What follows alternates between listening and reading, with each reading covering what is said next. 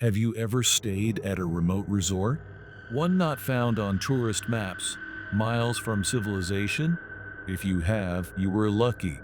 Lucky to make it out alive, without breaking the rules. My name is Michael Blackwood. I've run this small resort for 15 years, passed down from my grandfather. It's tucked away, surrounded by cliffs and forests, facing an endless sea. No one finds this place on a map, yet people still come, drawn by whispers, believing in legends, or perhaps searching for something to change their lives. And some of them, they break the rules. Do you want to know what happens to those who break the rules? You don't. But if you ever find yourself in a place like this story might just save your life. My grandfather, Edward Blackwood, was a man from the old world, from a land of deep forests and thick accents, a place where superstitions weren't just superstitions, but a part of life. My parents, they left when I was a baby. Grandfather never spoke much about it, only that they didn't understand the call of the land. As he raised me, my grandfather taught me the old covenants of this land. Stories I heard sitting on his knee by the fireplace at night. The firelight dancing still live inside me. They weren't just fairy tales. They were instructions for survival. 15 years ago, when my grandfather passed away, I inherited this resort. At first, I was overwhelmed, managing the books, overseeing the staff, ensuring guest satisfaction. But the most difficult part was being recognized as my grandfather's successor. My grandfather had an aura about him, a strange ability to make people feel safe, as if, as long as they followed his rules, nothing could touch them. That aura wasn't built overnight. He had lived on this land for over 50 years, witnessing countless incidents, disappearances, unexplained injuries, guests going mad for no reason. He learned from each incident, understood the patterns, and eventually established the rules we have today. I had to find a different way, quiet and unassuming. But with time, I understood how to ensure people's safety while leveraging the resort's unique character. The first few years were particularly challenging. My grandfather's absence was palpable, and the inhabitants of this land seemed to test their new caretaker. Small incidents became frequent. Guests' luggage would move on its own, elevators would stop on the wrong floor, and unexplained sounds echoed through the night. But I didn't give up. I continued my morning rituals, upheld the rules, and showed respect for the land. Gradually, things settled, as if the land itself began to accept me. The stories told about this place still draw people in. Promotions, sudden wealth, meeting one's destiny. On the other hand, some disappear for days, only to reappear in a state of confusion. Or terrifying things happen to them after they leave. It's all part of the mystery. The first rule is the most important. Never harm the trees with red tape. Don't break off branches.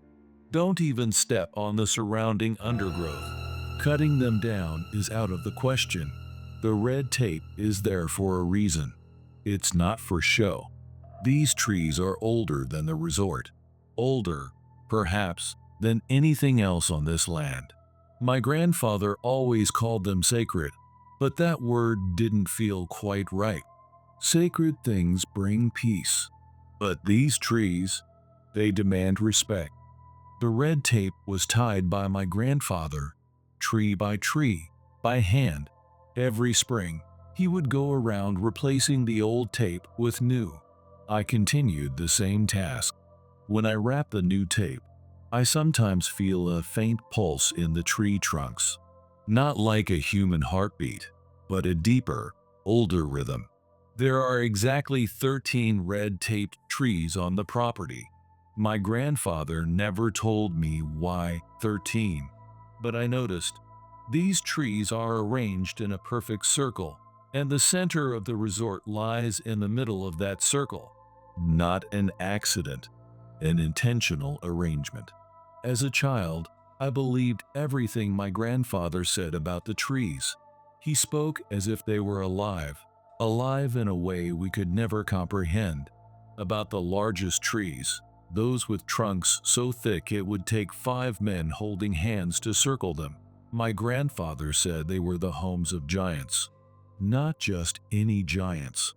Giants with red hands, like the hands of men who worked long hours in the sun, bare-handed. He said they lived in the trees, high up in the branches that twisted like old fingers reaching for the sky. He said if you got too close, you could smell cigar smoke. That smell is one of my oldest memories.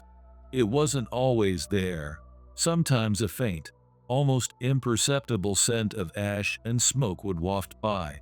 But when I smelled it as a child, I always looked at the nearest red-taped tree and gave it a wide berth. There's another story my grandfather told about the giants. He said they come down from the trees at night, on moonless nights, especially before a storm. They walk the grounds, checking the perimeter, watching for intruders. If you look out your window at night and see a massive shadow moving among the trees, close your curtains immediately. Don't look anymore. Never go outside. Wait until morning. My grandfather taught me this too. Never mock the trees or what lives in them. One summer, a couple stayed at the resort. Quiet, polite, they didn't cause any trouble at first. Reg, the man, was an outdoorsman. While his wife relaxed by the pool, he spent his time hiking the trails on the property. He seemed like the perfect guest, respectful, adhering to boundaries, and not bothering other guests. But on the third day, something changed. He became bolder, more adventurous, and unfortunately, more reckless. That afternoon, I saw him return, carrying a bundle of branches in his arms. He said he'd broken them off a red-taped tree. He wanted to use them for carving something. My blood ran cold. My grandfather's warnings echoed in my head. This wasn't just breaking a rule. This was a desecration of the land itself. As calmly as I could, I told him he'd made a mistake. I explained the rules, even shared some of my grandfather's stories, trying to scare him into returning the branches and apologizing. He laughed it off, said he didn't believe in fairy tales and refused to put the branches back. He called it superstitious local talk, and said, modern people don't fall for that stuff. That night, I couldn't sleep. The wind outside my window was unusually strong, and the trees rustled. And in the darkness, I saw massive shadows moving. The giants were stirring. They were angry. The next day, he went for a swim in the ocean. The water wasn't rough, but somehow he got caught in a current and almost drowned. When we pulled him out, he was gasping for air, his face pale. He was lucky to survive, but he left the resort that same evening. He didn't even check out, just packed his bags and drove away. His wife called me later, saying that all the way home he'd mumbled about seeing something, about eyes in the trees and red hands. The branches were left in his room. I gathered them and returned them to the base of the largest red-taped tree. When I touched the tree, I felt the anger subside, but the lesson was clear. This land forgives, but it never forgets. There's one rule that isn't in the brochure. It's not for the guests. It's just for me. Behind my apartment, away from the main resort, there's a single tree. It doesn't have red tape, but it feels just as important as any on the property. Tall and old, with thick branches that spread out like arms. At the base of that tree is my grandfather's grave. A simple headstone, just his name and the years of his birth and death. I've never considered moving him to a proper cemetery. He wanted to be here, to be one with this land. On the surface of the headstone, the words, faded with age, read, Edward Blackwood, 1923 to 2010. Guardian of this land. I added the last words. I thought they best described his life. Every morning, I walk to that tree. Rain or snow or shine, I make the trip. I bring two things: a red mug of coffee and a small white bowl of sugar. The mug has to be red. It's part of the rule. I don't know why, but my grandfather always used a red mug. I use the same one. It has a small chip in the handle, and the rim is smooth from years of use. The sugar is in a small white bowl, simple and unassuming. But I'm particular about the quality of the sugar. Not refined white sugar, but natural brown sugar. The sweetness is different, deeper, more complex. I place the mug and the bowl at the base of the tree, right next to my grandfather's headstone. Then I sit cross-legged on the ground and just think for a few minutes.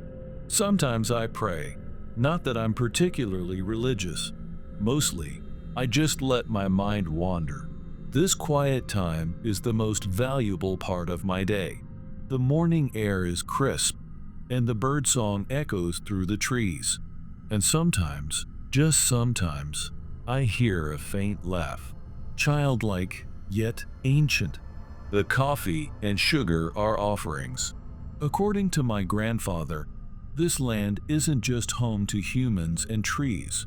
There are other creatures here: imps, goblins, trolls.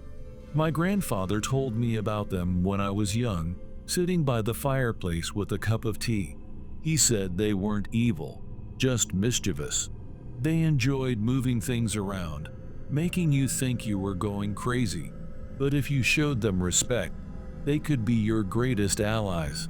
Of all the stories my grandfather told about them, the ones I remember most are about the little helpers, how they would work through the night, fixing small problems by morning, repairing a leaky faucet, tightening a loose screw, leaving a lost item somewhere easy to find. But their help came at a price: the morning offerings and absolute respect. Every day, without fail, the red mug is empty and the sugar is gone from the bowl, without a trace. No spilled coffee on the ground, no sugar scattered in the dirt. Just an empty mug and a clean bowl. And sometimes, very rarely, there's a small gift left beside the bowl. A beautiful pebble, a rare seashell, a perfectly shaped leaf. A tiny token of thanks. The next rule is different from the others. I can't fully explain it, and to be honest, I don't think I'll ever fully understand it. But it's simple enough. Always greet the woman in the red coat. She's part of this place, as much as the trees, the cliffs, or the sound of the ocean at night. No one knows her name or where she comes from. Sometimes she's just in the elevator to the underground parking garage. The garage itself is enormous, far bigger than a resort of this size would need. It sprawls like a labyrinth beneath the property, with flickering lights and too many corners. It's a place people don't like to spend much time in, and I can't blame them.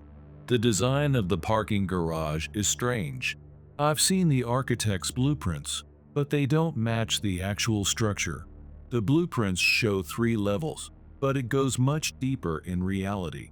The elevator has buttons for unlisted floors, B4, B5, and even some with symbols.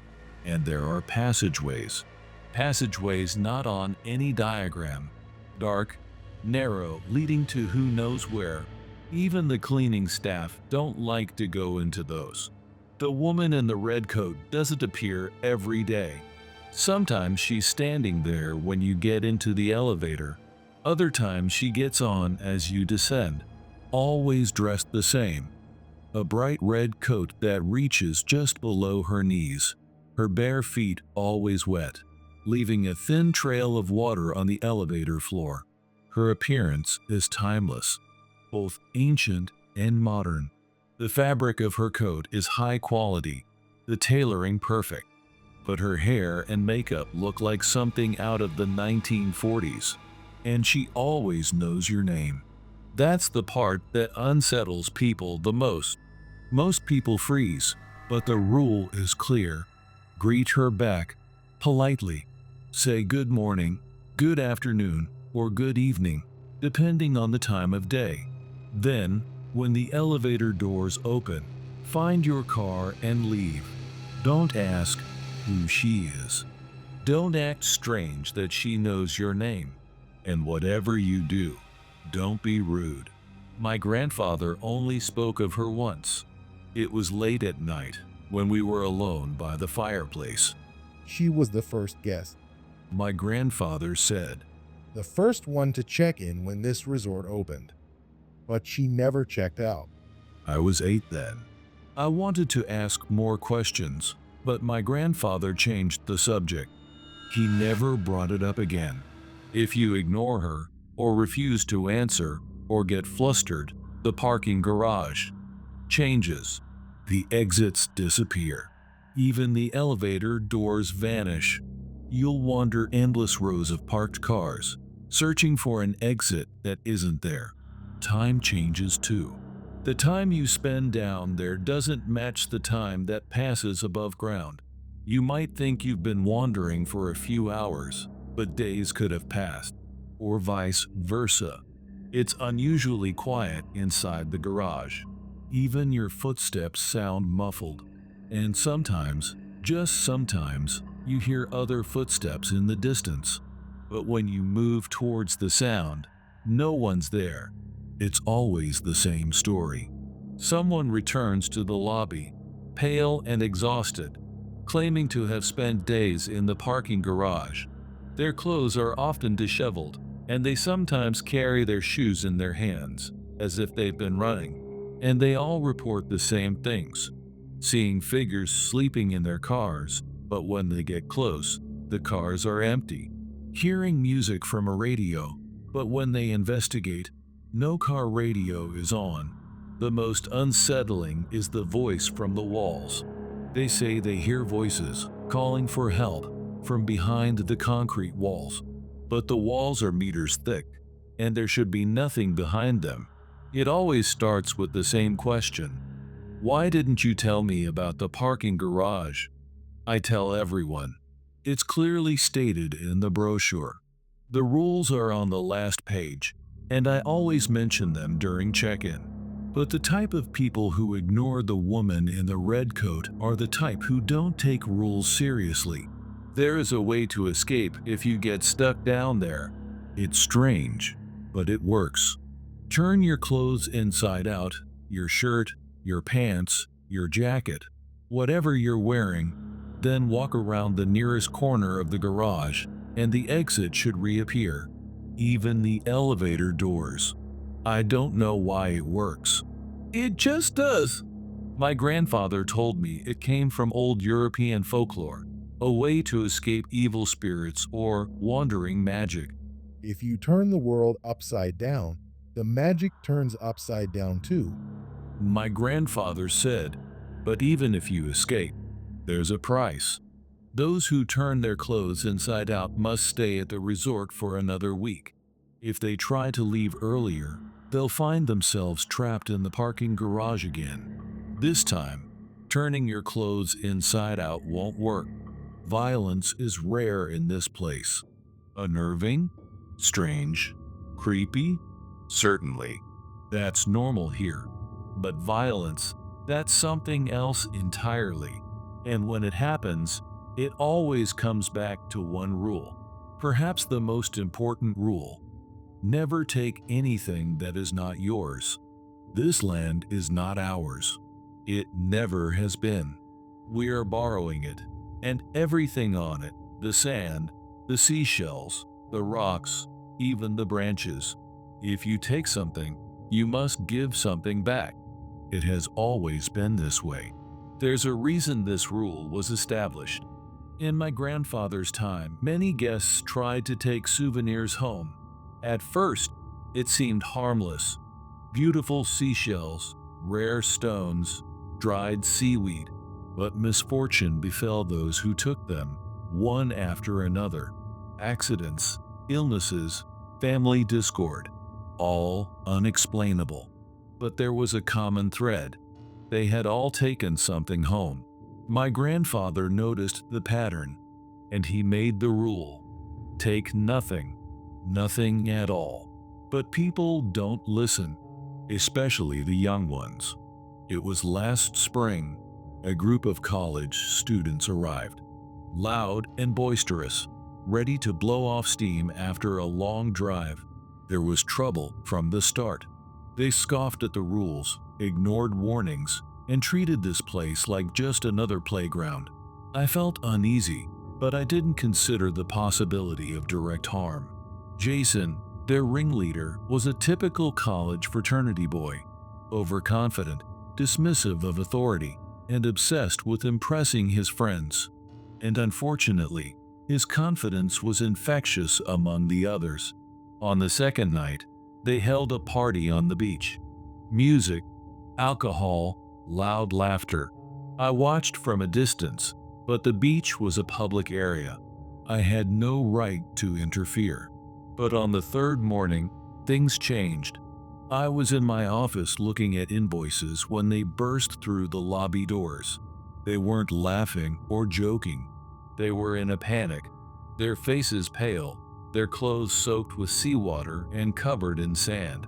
He lost his finger. One of them screamed. I kept my voice calm. What happened? They started talking at once, pointing at their friend, at the beach, at the blood on his hand. I held up my hand to silence them, then turned to the leader. He was pale and sweating, clutching his hand tightly to his chest. The wound on his finger was wrapped in a torn piece of cloth. What happened? I repeated. Something bit me. Something in the water. It grabbed me and bit off my finger. Blood was still dripping. The bandage was already stained red, and his face was growing paler from blood loss.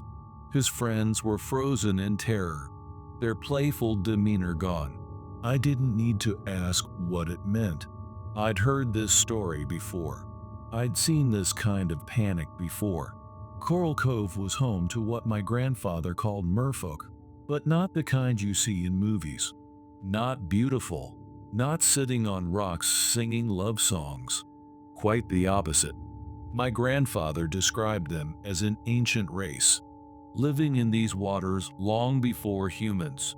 Their appearance was humanoid, but wilder, more primal. Sharp teeth, scaled skin, and above all, a fierce possessiveness of their territory. But their voices were something else, sweet and mournful, capable of drawing you in without you even realizing it. But they were violent, territorial, jealous, and had little patience for humans who didn't respect their space. What did you take? He froze, eyes darting around the room, as if looking for an escape. He started, but I cut him off. What did you take? I said, my voice cold. One of the girls, presumably his girlfriend, spoke up. He found a seashell. A big one in one of the caves in Coral Cove. He said he'd get it for me. I nodded slowly, looking sternly at them. Coral Cove was both one of the most beautiful and most dangerous places on the property. A series of natural limestone caves that appeared at low tide, their interiors breathtakingly beautiful. Light filtered through the ceiling, dancing on the water, and the walls were adorned with corals and seashells, accumulated over thousands of years. But that beauty came at a price. The merfolk considered those caves sacred, spawning grounds, places of healing, and repositories for their treasures. The most beautiful shells, the rarest pearls, the most perfect corals all gathered there. But to touch them was the greatest act of desecration. It was like stealing the Holy Grail from a human church. The seashell Jason took was likely special, not just an ornament, but something of significance. It would take a lot to appease the merfolk's anger. "Where's the seashell now?" I asked. The girl hesitated, then reached into her bag and pulled it out. A beautiful shell, pink and white, with spiral ridges that shimmered in the light. It would have made a perfect souvenir, if not for the cost. The moment I took the shell, I felt a strange sensation. A warmth spread from my palm up my arm and through my entire body, as if the shell were alive. And faintly, very faintly, I heard a distant song. It was the song of the merfolk. I turned to one of my staff members, who had rushed over at the sound of the commotion. "Call 911. Get these kids treated." Then I had to do the hardest part. Restore the balance. I took the beach closed sign from the storage room and headed towards Coral Cove. The air was still, and the waves gently washed ashore, but I could feel something waiting beneath the water. Low tide, and the limestone caves gaped open as if waiting. But now, they didn't look inviting, they looked menacing. I walked into the largest cave, the one the spring break students must have explored. At the cave entrance, I knelt on the sand. The water was unusually still. Too still, unnatural, like the calm before a storm. I'm not a particularly religious man, but in moments like these, it feels right to direct your faith somewhere. I made the sign of the cross, as my grandfather had, and bowed my head. "I apologize," I said, my voice low but firm. "This land is not ours. It is yours, and we are merely borrowing it. I am here to return what was taken." I placed the seashell on the sand in front of the cave. Its smooth surface shimmered in the faint light of the cave. "Please," I continued, "forgive the boy. Modern humans no longer know. They have forgotten the old ways. I am sorry for what happened, and I beg your forgiveness." The water inside the cave began to stir. Small ripples washed the edges. The ripples grew stronger, spreading outward until the water turned a deep, unsettling red. And then the singing began. At first, it was faint, indistinguishable from the sound of the wind. But gradually it grew stronger, more distinct. Multiple voices formed a chorus, a beautiful yet terrifying melody. I didn't move. I kept my head bowed, waiting for the song to end. It felt like an eternity, but it might have been only a few minutes. When the singing stopped, the seashell was gone. There was no trace of it on the sand, as if it had never been there in the first place. The water's color returned to normal, and the waves resumed their usual gentle rhythm. But I knew this was only the beginning. Returning the seashell may have temporarily appeased things, but it wasn't enough to truly mollify the merfolk. My grandfather's teachings were clear. When they were angry enough to attack, restoring balance required more than a simple apology. 3 things needed to be offered: something sweet, something old, and something personal. Only then would the violence cease. This ritual was ancient, passed down from my grandfather's grandfather. It was established during their first encounters with the merfolk, a sign of mutual respect and understanding. On the first day, I brought a bowl of honey to the cave, but not just any honey. Special honey from a local beekeeper, made from wild flowers. Its color was a deep gold, and it had a complex aroma. I poured it onto the sand at the water's edge, watching the golden liquid shimmer in the light. My grandfather always said they loved sweetness, but not just any sweetness. They sought the purity of nature. The honey soaked into the sand, and the water remained still. But I felt a faint shift.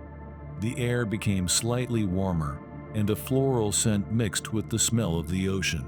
On the second day, I went to the resort's storage room and found my grandmother's old silver bracelet. It was tarnished and worn, but beautiful in its own way, with delicate floral patterns etched along the band. I didn't want to part with it, but my grandfather's instructions were clear. Old meant something meaningful. This bracelet had a special history. My grandmother had worn it when she first visited here on her honeymoon, and she cherished it her entire life as a memento of meeting my grandfather. It was a perfect offering for the merfolk, filled with love and memory. When I placed it at the water's edge in the cave, the surface of the water shimmered faintly, as if the silver of the bracelet was resonating with something in the water. The last day was the hardest, something personal. I chose the pocket knife my grandfather had given me when I was 10. It wasn't anything special, a small blade with a wooden handle smoothed by years of use, but it meant everything to me. My grandfather had given me the knife, saying, This is a symbol of responsibility. The blade represents power, and the handle represents control. Without both, it's just dangerous. That lesson had guided my life, and now I had to give up that symbol. I knelt on the sand, grasping the knife tightly before placing it at the water's edge. I bowed my head and spoke softly, again apologizing for the disrespect and asking for forgiveness. This is what I hold dearest, I whispered, a symbol of my grandfather's love and teachings. Please accept it as a sign of peace. The water rippled faintly, and a wave carried the knife deeper into the cave, where it vanished. The cave fell silent again, and I felt a weight lift from my chest, and something shifted. The air felt lighter, the water more clear. The aura of dread had vanished, replaced by a peaceful calm. I didn't know if the offerings had worked, but the coast felt calm. Life at the resort quickly returned to normal. The beach reopened 3 days later, and the water was as calm and clear as ever. There were no further incidents, and the college students, after their leader received medical attention, quietly checked out. I covered their emergency medical expenses myself. It wasn't their fault, they didn't know better, at least, not entirely. Still, I wished they had taken the rules seriously from the start. After what happened, I took my job more seriously. I was responsible enough before. My grandfather raised me that way, but now I treated the role with more diligence. Not just enforcing the rules, but ensuring people understood why they were important. From this experience, I refined my check-in process. I made the explanation of the rules more detailed, shared real-life examples, and most importantly, I started observing guests' reactions carefully. Those who showed signs of dismissiveness or contempt received special attention. There's a balance to this place, something delicate, yet deeply rooted, and I know it's my job to protect it.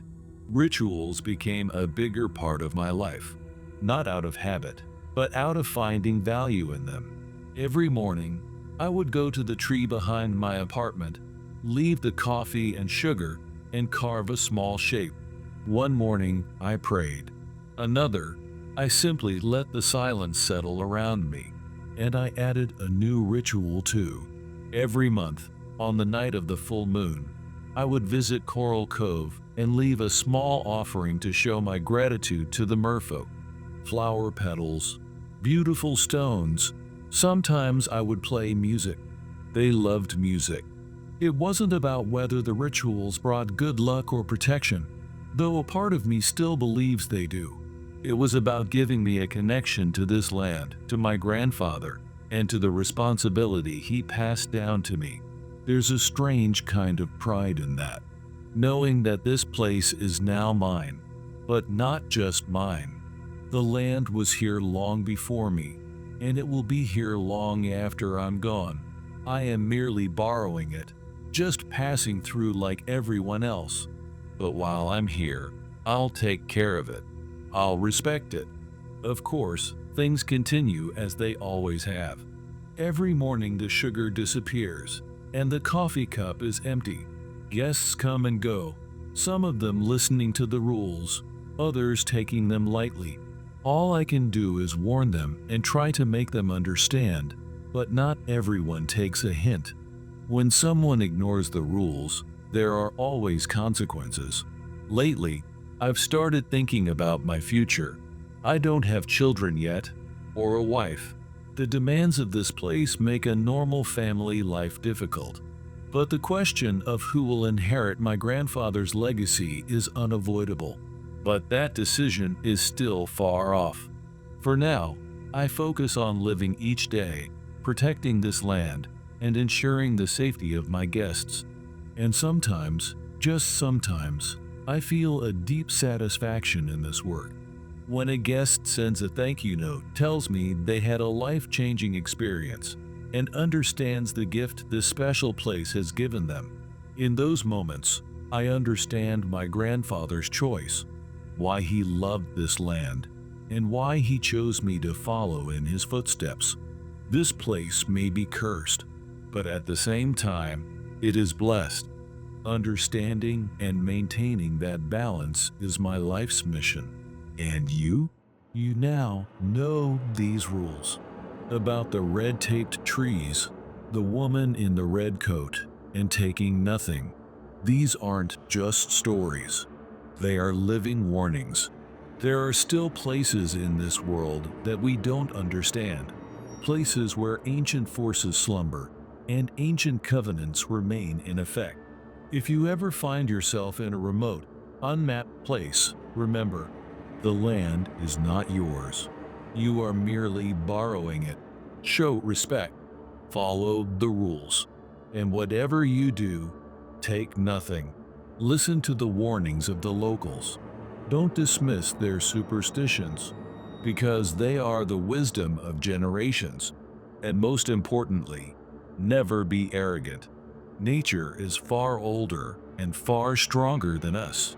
Never forget that we live at its pleasure. Your life might depend on it. Now that you've read this story, you too are a guardian of the rules. If you see someone who needs these warnings, tell them, because knowledge is responsibility, and responsibility should be shared. The testimony of Michael Blackwood ends here, but the story continues with you.